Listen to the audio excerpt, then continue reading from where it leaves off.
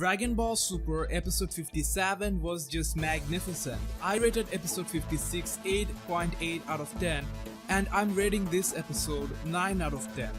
It was a complete package. It revealed some mysteries while building up some more. It did justice to some characters by giving them some moments they deserved. It just had about the right amount of emotion and the animation quality was top notch. This is one episode you must watch. Even after this, if you give hate comments, you were probably never a true Dragon Ball fan. Now for the top 3 WTF of this episode. Spoiler alert. Number 3. Vegeta's dedication. After getting wrecked by Super Saiyan Pink Goku Black on last episode, Vegeta was not shown much throughout this episode, and keeping in mind the serious blow he took, we all thought he's done for this encounter. But he is Vegeta after all, the prince of all Saiyans, so he went beyond his 100% and completely by his willpower managed to throw another blast. And he attacked with that at a very crucial time. Black and Zamasu was about to finish off Goku and Trunks with a combined attack only to be saved by Vegeta's blast. This moment was very Vegeta-ish.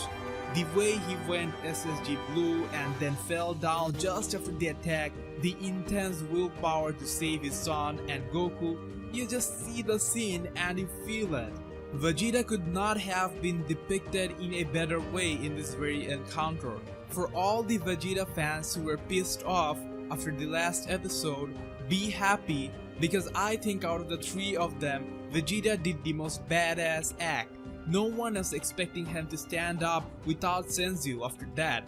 Vegeta has really been shown in a good light here. Yes, he took the sword blade cut, but it was sneaky and he was the first to face Black. If Goku was in his place, the same could have happened. Goku fought with Black once before and saw Vegeta fight again.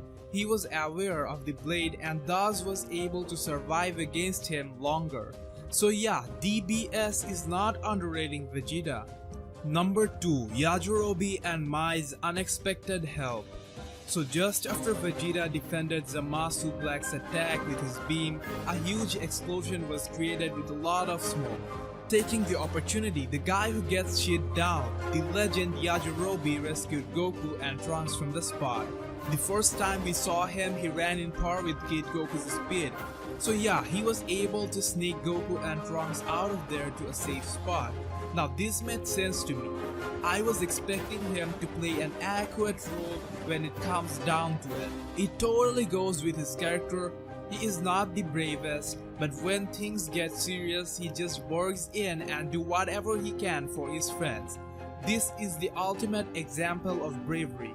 He did that a couple of times in Dragon Ball, like he appeared out of nowhere and caught Kid Goku when he was falling down after the battle against King Piccolo. Then of course, he cut off Ape Vegeta's tail, giving birth to one of the most iconic Dragon Ball Z scene ever. So yeah, he can proudly say, Yajirobe is my name, getting shit done is my game. However, Yajirobe could only take 2. So a half-dead Vegeta was still under the hands of Zamasu and Black, and as they were about to kill him, General Mai and her army distracted them with smoke bombs as Mai rescued Vegeta from the spot with a bike. Now what I think about this scene is to make it more convincible, they should have also used some flash and more smoke bombs to create a bigger mess. Especially when Mai suddenly jumped out of the time machine before it got locked. It was a nice emotional touch to the episode. Future Trunks was expecting her to get back in time with them, but she decided to stay and keep resisting. Yajirobe also showed no interest to go back. It's amazing to see how these lesser powerful characters are equally dedicated. Number 1. The Immortal God Zamasu. Zamasu is immortal in the badass way. You know, there are beings that are immortal but can be killed, but our rebel Zamasu here is immortal in a way that he can't be killed. Looks like there is no way to harm this guy. Trunks stab him with his sword and Zamasu just laughs and his wound heals in no time. Guys, Zamasu is the Deadpool of the Dragon Ball universe and I'm excited AF to find out what they do to defeat him. However, Trunks goes further to use the final flash. Yup, Vegeta taught him the final flash, but sadly enough that doesn't have an effect on Zamasu at all. This is so exciting. I'm just happy to get an immortal character like Zamasu. He is immortal, he is a god, he is intelligent, he has black under him. That is what I have been waiting for. This arc has the potential to rank among the all-time bests. Zamasu, as you see, is not that strong. He is just immortal. That is his biggest strength. And for power, there is Super Saiyan Rose Black. I think the only other villain we had in Dragon Ball who is similar to Zamasu is Garlic Jr. And oh my gosh, this arc is brilliant. It has the right amount of actions, super villains, emotions, never before seen materials, and most importantly, a whole lot of mystery. I think the most positive thing about this arc is you don't know what's coming next. Your theories might turn out to be correct, but there's no single plotline that we can easily assume. Some people are disappointed about the Black and Zamasu vs Goku, Vegeta and Trunks encounter because it didn't live up to their expectations. There was no fusion, there was no new transformation and all that. Guys, this is exactly why you should be happy. They have literally shown nothing yet, meaning this arc will be a long one.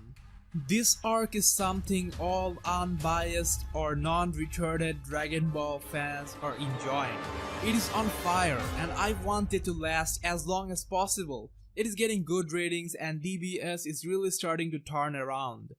Like, the animation quality of this episode as well as the last one was extremely good compared to usual DBS standards.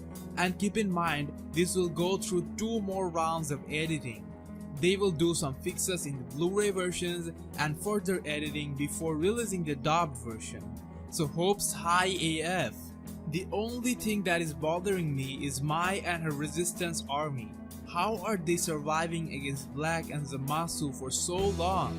This should have a good explanation, alright? Why Black is not just blasting away the surroundings. I think it would be kind of illogical if Mai survives even this round. So let's see what happens. I'll make a separate video analyzing the Dragon Ball Super episode 58 preview later on. However, mentioning episode 58 title and summary here right now. The title is Zamasu and Black, the deep mystery of the two. Goku and Co were cornered by Zamasu and Goku Black, but they succeed in returning to the past in the nick of time. Beerus, Whis and even Kaioshin appear before them when they're curing their injuries with Senzus. What is the real identity of Black, which they have been thinking about? Getting his hands on Senzu, Goku wants to return to the future at once. His fighting spirit has still not disappeared. Future Mai doesn't give up on resisting. Beerus and Whis also appear. What is the surprising answer they come up with by investigating at the hints from the future they got from Goku and Co? This week's Zamasu, searching for the secret of the Dragon Balls. Present Zamasu heads to the Zunos to ask about the Super Dragon Balls. While threatening Zuno and waiting for the answer, he also asks about Goku. That's all folks, comment your opinion and theories down below. For daily Dragon Ball updates and videos, like our page Dragon Ball Fans as linked in the description below. Join hundreds of other Dragon Ball fans on our Facebook group, also linked in the description below. See you in the next video.